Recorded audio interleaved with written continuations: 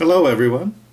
If it isn't an idiom already, I am going to make it one. You can't keep a good lunatic down, particularly a liberal one. And so I bring to you, retuned, rebranded, redirected, and refocused, Libertarian Lunacy. This began as a rather obscure blog that literally no one read, not even the folks I was ridiculing. I had set out to cover the gay marriage issue. My premise was to lambaste, obviously, the religious right in its pathetic efforts to kill marriage equality. Pathetic, yes, but unfortunately effective. Isn't it amazing how complete irrationality can somehow take on the appearance of reason? But my pretties, I would not spare the lunacy expressed by the gay community or the liberal left either, nor would I ignore the particularly idiotic rationalizations that were coming from the so-called libertarian front. Who the hell are these people anyway? They're not libertarians, that's for sure. I don't know about any of you, but I was brought up to believe a true libertarian was someone who believed in personal freedom, civil liberties. But, however, fiscal restraint was just as important. A libertarian was a sort of cross between Howard Zinn and Russell Kirk. Oh, if modern conservatives would remember Kirk's sage words. Well, not all of them. Anyway, you don't spend tax money unless you're reasonably sure of a positive outcome. But self-identified libertarians, such as Rand Paul, seem to think that libertarian means no government at all. Who are they? Are they anarchists? Clearly, it's a messed up world out there. Just look at the Occupy movement, criticized so handily by the moneyed interests for appearing to lack a dogma, a central theme. Yet the Occupy movement is a total reflection of the vast majority of people fed up with a government that fails to represent them. A government that instead represents money, status, and the elite. Is that not clear enough? The non-believers attack the Occupy movement for its apparent lack of a reason for being, because without one easily identified, the moneyed interests have nothing to focus on for their counterattack, nothing to dismantle and use their spacious reasoning to promote their selfish existence. But that's not what liberal libertarian lunacy is all about. I shall attempt to stay focused on the marriage issue and other issues relevant to we queers. We've made a lot of progress, but if you've been paying attention, the Occupy movement is an indicator that we are not done. Not since the Gilded Age. You do know your history, don't you? Not since the Gilded Age has the oligarchy held such sway over our supposedly representative democratic government. This is why we are having this faux marriage arrangement called civil unions shoved down our throats. Is this what we want? Civil unions? I don't know about you, but civil unions are like being sent to a separate drinking fountain. It's like the back of the bus. It's not marriage. And by establishing civil unions, we create an alternative to marriage. And what is it the marriage protectors proclaim with such efficient regularity? They want to preserve the sanctity of marriage. Just like Kim Kardashian, after 72 days. Civil unions don't preserve the sanctity of marriage. Civil unions create an alternative, and as such it must be available to everyone, including straights. Which means handing us civil unions does not protect the sanctity of marriage. Civil unions actually erode marriage. And of course, you know what that means.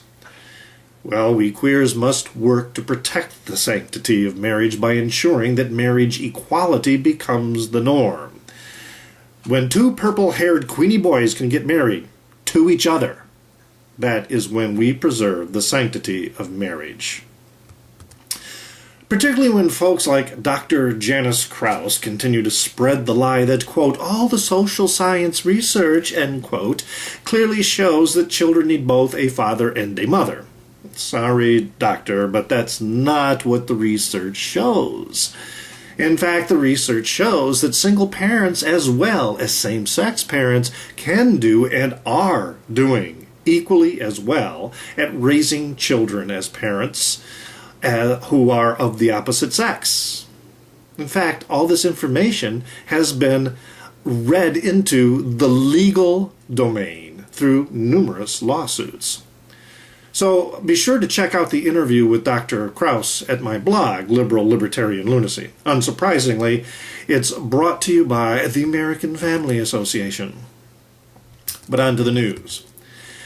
Now, I know that many of you out there are having, or occasionally have, a hankering for chicken from time to time, if you get my meaning. And I admit to pursuing a Twinkie bird from time to time, but here's some chicken you may want to avoid. Everywhere I see a new Chick-fil-A restaurant opening, they are popping up like a bad case of genital warts. And I've even heard from acquaintances of mine that their food is delicious. Seriously, I've never been to one. But now I have a reason to continue avoiding this restaurant chain, and maybe you do too. EqualityMatters.org took a look at this restaurant's IRS 990 form and discovered that the chain's charitable foundation, which is called WinShape, had been regularly giving money to a slew of anti-gay groups, including the Family Research Council, Exodus International, Focus on the Family, the Marriage and Family Legacy Fund, Fellowship of Christian Athletes, National Christian Foundation, and the Eagle Forum. WinShape gave nearly $1 million to the Marriage and Family Legacy Fund in 2009 alone. Chick-fil-A President Dan Cathy was quoted to say that, "We're not anti-anybody. Our mission is to create raving fans." Yes, raving. Well, I am one who is not raving and shall avoid tasting any of this chicken.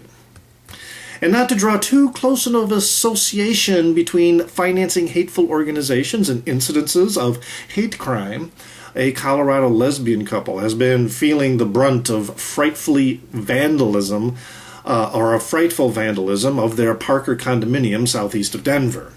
The words "Kill the Gay" were spray painted on their garage door, and the next day they found a noose on their doorstep.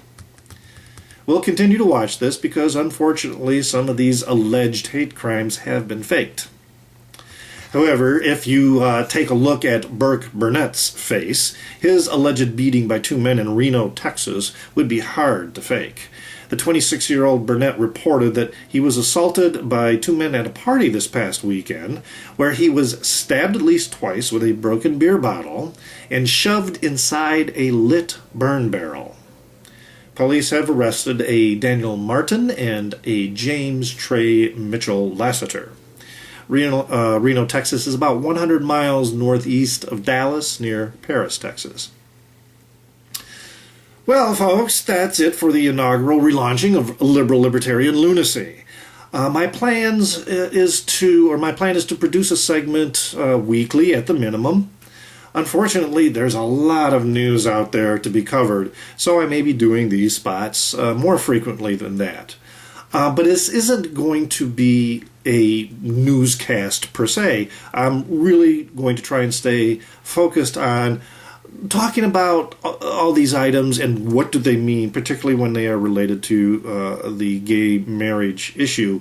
There's a lot of history and background to this issue, and I think the more people become educated about it, I think the more they'll understand how this is a real benefit to society and not a threat or danger to marriage. And you can find links to the stories and items that I've mentioned during this at my blog at liberallibertarianlunacy.blogspot.com. Now, where's my effing martini? Oh, I need to find it. And that, ladies and gentlemen, is the way it shouldn't be.